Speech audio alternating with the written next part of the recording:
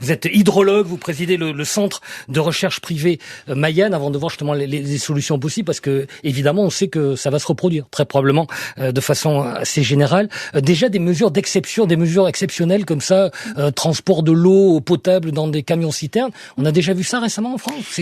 On est arrivé à la limite sur certaines villes. On l'avait vu déjà l'année dernière sur une ville qui avait été critique en Ardèche. Par contre, ce que l'on voit, c'est que on parlait justement du fait que ce n'était plus un scénario de fiction.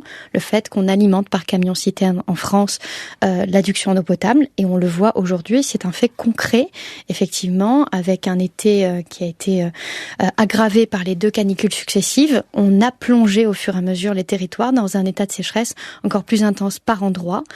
Dans d'autres, si vous voulez, on a quand même eu des pluies au mois d'août qui ont permis de limiter les dégâts, notamment sur la Loire. Oui, quelle région? Autour de la Loire, plutôt, le bassin de la Loire. Mais par contre, on voit très très bien que la zone du centre est quand même extrêmement atteinte. On touche non seulement les ressources en eau superficielle, mais maintenant les ressources en eau profonde sont en état de crise. Donc effectivement, une situation très problématique. Oui, parce qu'on entendait récemment sur France Info un élu de la Creuse qui disait que la production de sources était inférieure de 30% par rapport à il y a juste quelques années. C'est carrément systémique. C'est ça. Et puis surtout, les territoires en profondeur sont remaniés en permanence d'année en année avec des sécheresses qui s'accentuent. En fin de compte, ça rebouche, si vous voulez, ça remobilise tous les sols qui sont de plus en plus sensibles, de plus en plus vulnérables. Et puis tout ça avec des agricultures intensives qui ne sont plus supportées par les sols. Ça accroît et les phénomènes de sécheresse et les phénomènes d'inondation, puisque les deux sont liés. Effet d'accumulation des sécheresses et des canicules successives. Donc depuis 2014, chaque année c'est pire, entre guillemets. Depuis 2014, chaque année c'est pire. Et donc chaque année on bat des records. Donc là, effectivement, on ne doit plus parler maintenant, si vous voulez, de constater. Maintenant, il va falloir agir, il va falloir s'adapter, parce que des solutions, il y en a, mais ça prend du temps. Mais quelles solutions, justement, qui soient pas des solutions de très long terme, de très longue durée, parce que vous dites ça prend du temps et l'urgence, elle est là. Donc il y a plusieurs niveaux. Premièrement, il faut effectivement travailler sur la récupération des eaux en France, sur la réutilisation des eaux usées. Ça, c'est des gros chantiers qu'il va falloir mener à l'échelle tant individuelle, puisqu'on peut récupérer de l'eau de pluie dans son jardin, qu'à l'échelle collective. Et puis ça, on le fait pas.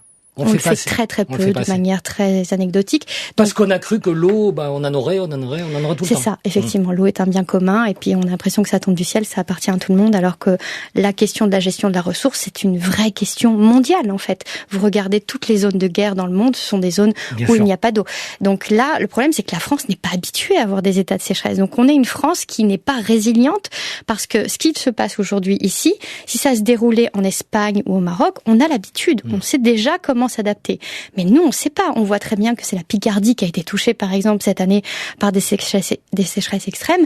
Ce sont des vraies questions. C'est des nouveaux territoires. Et donc, on n'a pas l'habitude, on ne sait pas adapter, et l'adaptation prend du temps. Donc premièrement, récupérer l'eau. Les élus locaux qui sont débordés aussi. C'est ça. Et puis qui savent pas comment faire. Et puis, à un moment donné, on demande effectivement aux populations de devoir limiter l'adduction, son utilisation en eau potable. Il y a une vraie gestion globale qu'il va falloir mener. Et la sécheresse, ça pose d'autres problèmes. Il n'y a pas que le fait d'atténuer la ressource en eau. On a un vrai problème sur les constructions, puisqu'on a une sinistralité des constructions qui est colossale. Si vous voulez, sur les 30 dernières années, c'est 11 milliards d'euros de dommages qu'on a dû payer suite aux effets de sécheresse sur les habitations.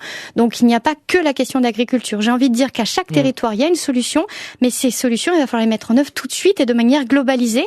À chaque enjeu, en fin de compte, on va devoir trouver des solutions adaptées. Donc c'est quoi? C'est piloté nationalement, mais avec des réponses locales différentes à chaque fois? Exactement, obligatoirement. Il y a des endroits où on pourra mettre des retenues collinaires, d'autres où ça ne servira à rien, et d'autres où on ne pourra même pas les mettre en place. Donc ce sont vraiment des questions qu'il faut se poser en mettant de la cohérence à l'échelle des territoires, à l'échelle de chaque bassin, pour trouver des réponses qui vont être adaptées et qui vont permettre de se préparer à demain. Demain, c'est l'année prochaine, c'est l'année d'après, et donc chaque année, ça coûte plus cher, et il va falloir trouver des solutions très vite. Vous le dites, ça ne concerne plus que les agriculteurs, ça concerne la vie quotidienne de plein de gens, et pas que les agriculteurs et l'agriculture intensive. Exactement, et puis ça concerne aussi les effets dominos. Parmi les effets dominos, on peut citer par exemple l'effet des feux de forêt. On voit bien que juste sur cet été, on a augmenté le nombre de feux de forêt. On est à 490 feux de forêt depuis le 1er juillet à aujourd'hui.